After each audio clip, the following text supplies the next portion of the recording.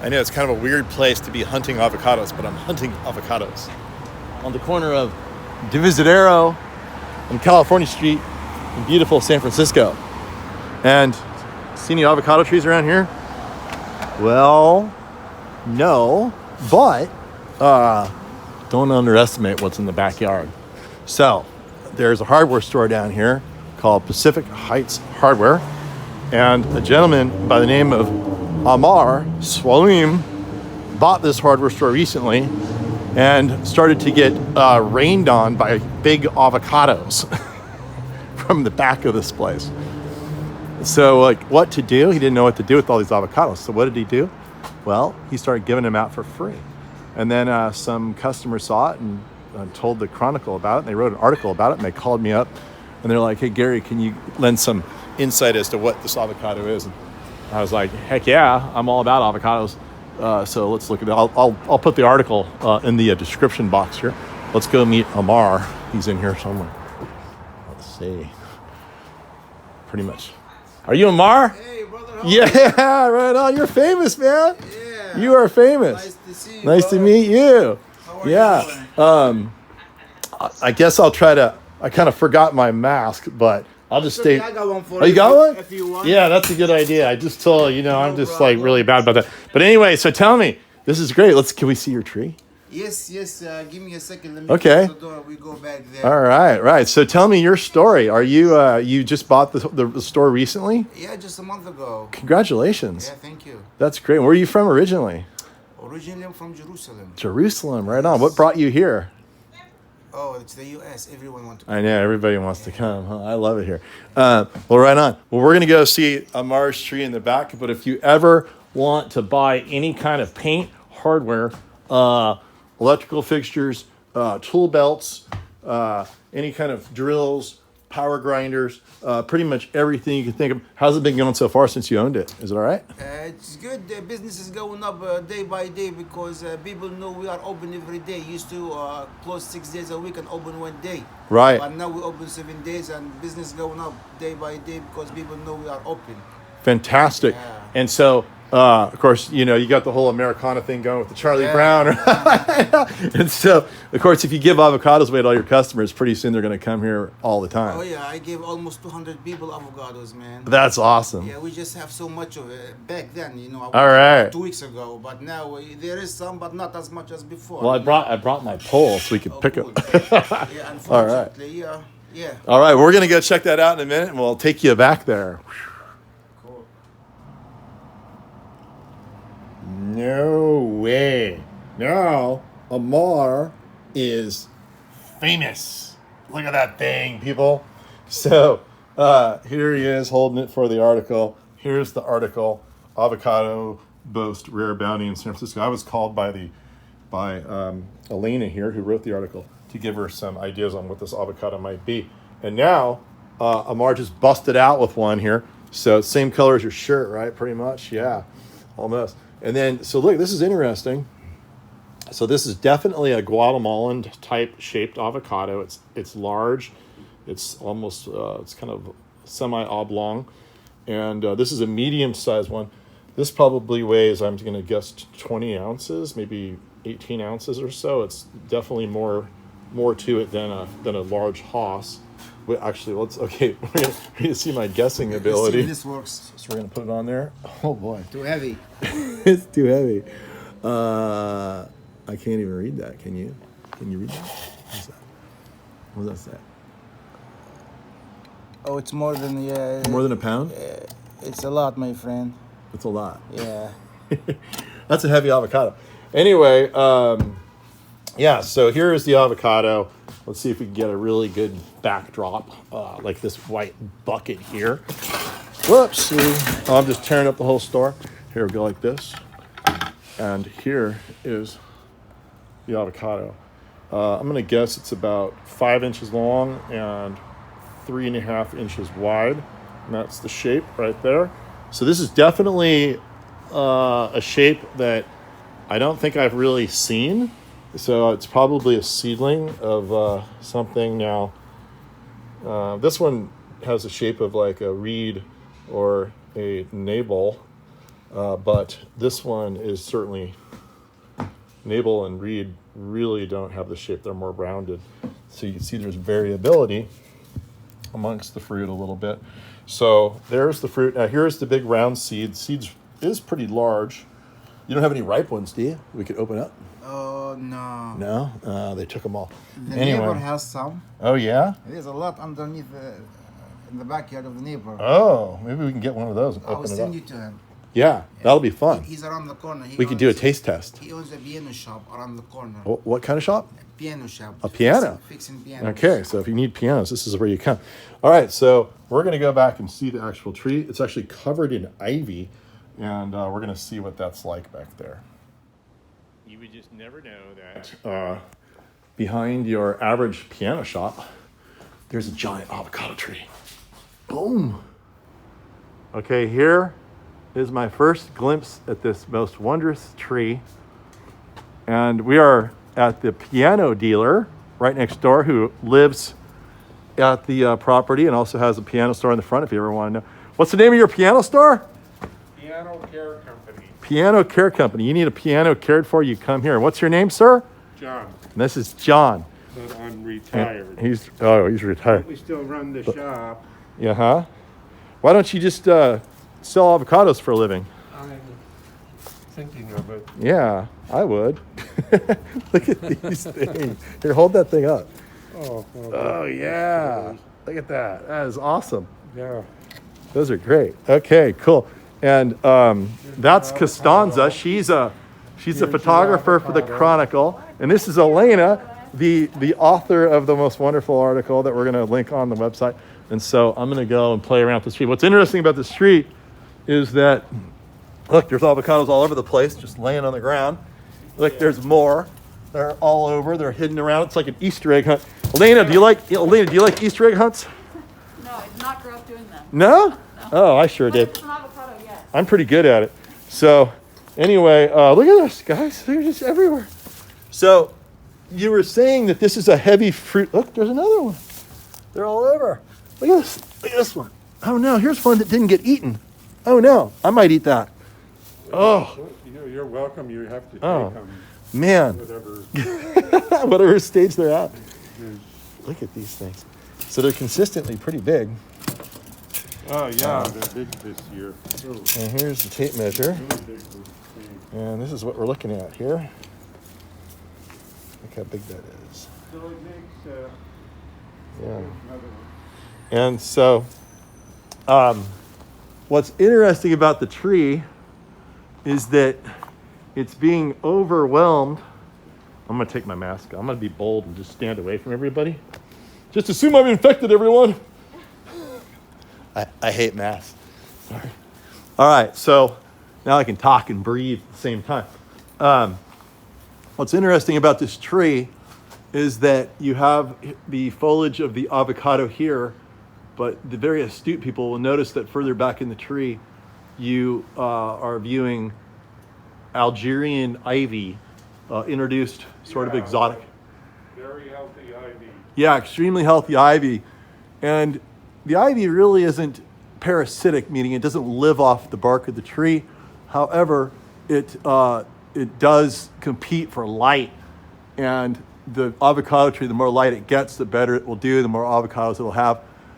So that's one thing we're noticing. The ivy should really come off the tree, and it's really kind of sad. It'd be even harder to climb up there to get the avocados with the ivy on the tree. So that's my recommendation. The other interesting thing about this tree, and I've seen a lot of the Guatemalan types, the big mup type that I've had, they act like willow trees. Now you see this branch hanging? Look where it connects to. It goes up about 18 feet. It literally just drapes down like a willow tree.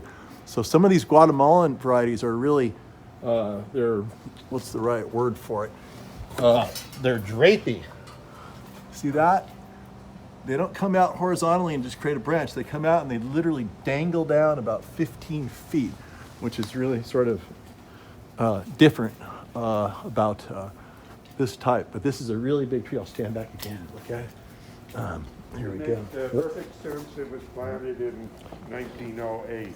Oh, is that when it was? That's what somebody Awesome. talked into the hardware store and said your grandfather planted You it. guys need to try harder. Look, here's.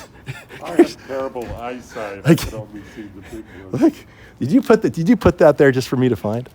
No, they're everywhere. All right, let me turn the camera off so I don't look like a goofball. They take pictures of me with my selfie self. But we're gonna line these. I'm so excited. Look at this, you guys. So 1908 would be... 1908. Victorians were built 1898, 1899. We don't know because exactly. And then... yeah. The other thing I'm looking at, I need to get some of that foliage up there to make Then, the leaf material. which means divide. The leaf structure looks Guatemalan-like. It looks like Left it's. side was county, It looks similar to a Nabal style side leaf. was city. So I'm gonna turn the camera off right now and keep having some fun here. And there's also, I'm seeing avocados high up in the tree. Those would be really difficult to get your hands on, but you see them up there. Hopefully I'm not shaking too hard on a full zoom. All right, we'll go talk to Ammar in a second here.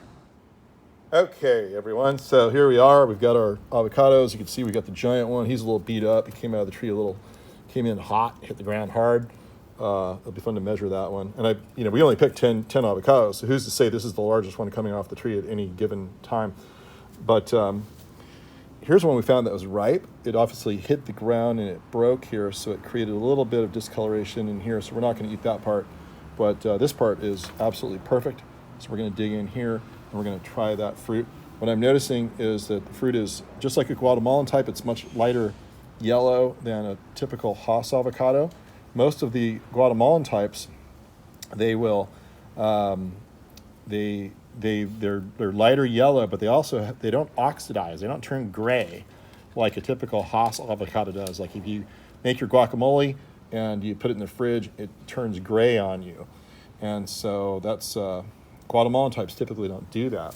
They keep their color in the fridge. Now the other thing that Guatemalan types, they have a thicker skin. This has a relatively thick skin, and the skin oftentimes on the Guatemalan types will break and not peel. This one's peeling pretty well, but I can also feel that it's rather brittle. See that? It's breaking, so that's more of a Guatemalan style skin. And so we're gonna go ahead and I'm gonna have some volunteers here taste this bit of avocado, and I'll serve it up COVID style, social distanced. Hold your breath. Okay, you can breathe. They are obviously in really bad lighting. Let's see. This is Elena. You're going to read the article she's going to write. What do you think? It's very creamy. Yeah. Compared to a Haas, what would you say? You basically compare everything to a Haas. I had one of these before when I wrote the other story, and so I was trying to figure out the difference in flavor. And I don't know why it reminds me of a green olive. Oh. Almost. I don't know if that's Green olive, what interesting. you get, but I'm gonna try that too. Try it. All right, now we're gonna do one more person who's never had it ever. Yeah, heck yeah. You're in the story too. You're not just a photographer. You're part of the story. Thank you. Yeah, you're in front of the camera now. That's Costanza. What do you think? Do you eat a lot of avocados? Yeah, I love it. Okay. Are you from Peru? Chile. Chile. Okay, I was close. I could tell the accent. Creamy, yeah. Yeah, Really nice. Chile is one of the largest producers of avocados now. Okay, and now I'm going to try it here. Really good. Yeah, okay. Let's see. This is where we do the dumb selfie. I hope they do not photograph me doing this. This is so embarrassing. Oh, no. Oh, yeah. Good, yeah? There's an avocado tree called the MacArthur that, this is not it, but it tastes just like a MacArthur. Right. At San Marcos Growers in Santa Barbara, one of my favorite nurseries. What's up, Randy? Randy Baldwin is owner there. They have an avocado tree out front, and Randy probably caught me a few times climbing that tree, pulling avocados off of it. They usually drop in the parking lot, but if you're unlucky, there's none in the parking lot. So when they're not looking, you got to climb the tree and get some. But you better ask Randy first. But it tastes a lot like a MacArthur. It's really, really good. I really like this avocado. It's definitely probably smoother and creamier than a Haas, meaning it cuts easier. And yeah, that's pretty much what we're finding here. And yeah, so I'm going to take a whole bunch of seeds. I collected a whole bunch of fruit and seeds to take home to sprout. I think I'm going to finish eating this thing right now. There you go. Nice. Look at John. He set me up. Thanks, John. That was really nice of you. They're all going to go ripe at once. What are you going to do? Oh, you put them in the fridge. If you put them in the fridge, as they start to ripen, you can keep them for like a month.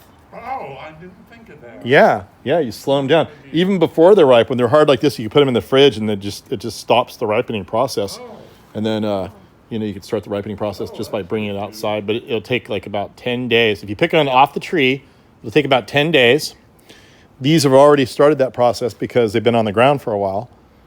And so it's about 7 to 14 days, I think, max, to get a really good, soft, edible, ripened avocado ready to eat. And at any stage of that, you can put it in the fridge, except maybe the very end. That's when they're too mushy.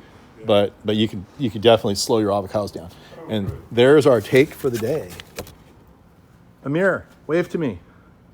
Where's your tree? Up high. Look at Ammir's tree, how big this tree. Oh, that's a big tree. That is a big tree. Okay, so here we go. I took some budwood. It does have a leaf that looks a lot like Nabal. Very similar to Nabal, but I'm nearly sure it's not Nabal. And it's kind of a wavy leaf. When I say wavy, if you look at it real closely, it's got some waves to it. See those little waves? Is it shaking as bad as I think it is? I think it's just my camera showing. I see some small ones still over here. Yeah, and I saw, here's a good shot. Look at those avocados, people. Boom, big ones right there. Here she comes. Oh, wow, cool.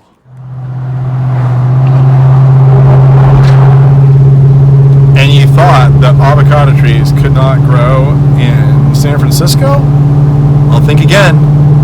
San Francisco, because it has the Pacific Ocean on one side and the bay on the other, is hugely moderated in climate by water that doesn't get any colder than 52 degrees nor any warmer than about 65 on the bay side, colder than that on the ocean side.